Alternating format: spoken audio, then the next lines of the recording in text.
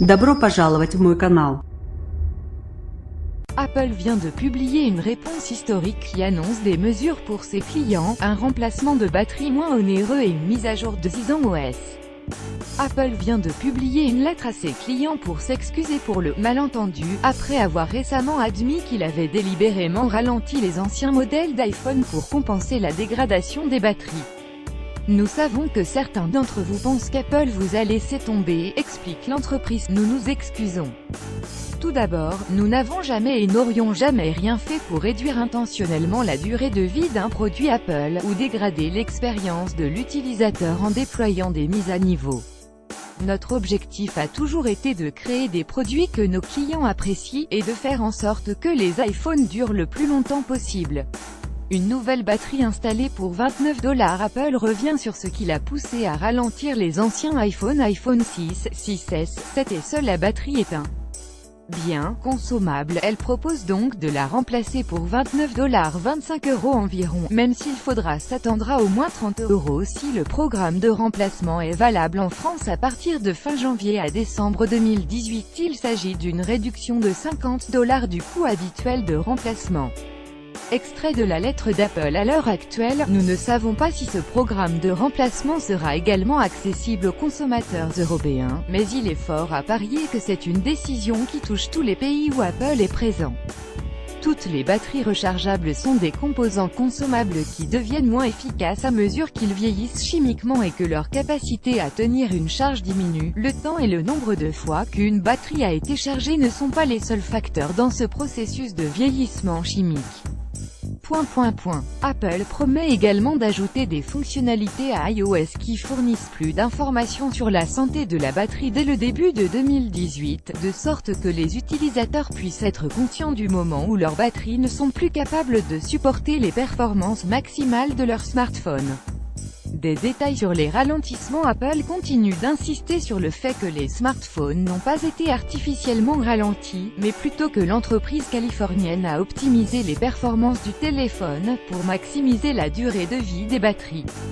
La seule intention de cette fonctionnalité est d'empêcher les arrêts inattendus liés à la dégradation de la batterie, c'est ce que l'on peut lire dans un nouvel article d'Apple publié à côté de la lettre. Cette gestion de l'alimentation fonctionne en surveillant la température de l'appareil, l'état de charge de la batterie et de l'impédance de la batterie.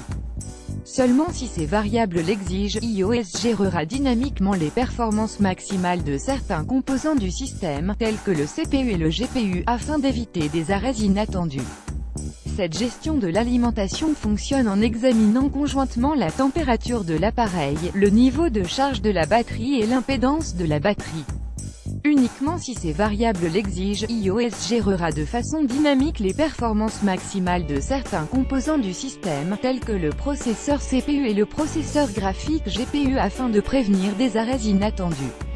Par suite, les charges de travail de l'appareil s'auto-équilibreront, permettant une distribution plus uniforme des tâches du système au lieu de pics de performance élevés et pointus survenant d'un coup.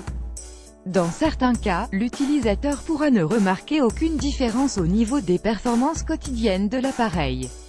Le niveau de changement perçu dépend du degré de gestion de l'alimentation qui est requis pour un appareil particulier. D'après Apple, la fréquence d'horloge du processeur n'est qu'une partie du puzzle de la batterie et de la gestion des performances. Les iPhones avec de vieilles batteries peuvent également diminuer la luminosité de leurs écrans, réduire le volume maximum des haut-parleurs et même désactiver le flash LED. Mais d'autres fonctionnalités de base comme le modem cellulaire 3G et 4G, la qualité des appels, le GPS et les caméras, ne sont pas affectées.